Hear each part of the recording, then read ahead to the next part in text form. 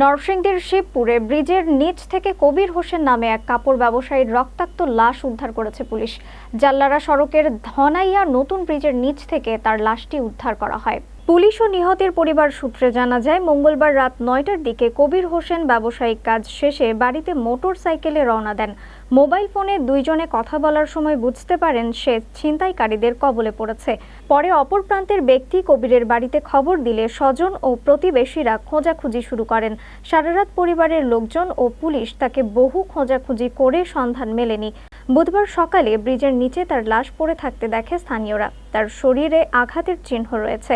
নিহতের ব্যবহৃত motor cycle ও mobile phone নিয়ে গেছে ছিনতাইকারীরা। পুলিশ সকালে ঘটনাস্থলে গিয়ে তার লাশ উদ্ধার করে নরসিংদীর সদর হাসপাতাল মর্গে প্রেরণ করা হয়েছে। শিবপুর মডেল থানার ওসি আফজাল হোসাইন জানান, নিহত কবির ছিনতাইয়ের কবলে পড়ে খুন হয়েছেন। লাশ উদ্ধার করে মর্গে প্রেরণ করা হয়েছে। এ ঘটনায় থানায় একটি মামলা রুজুর প্রক্রিয়া চলছে।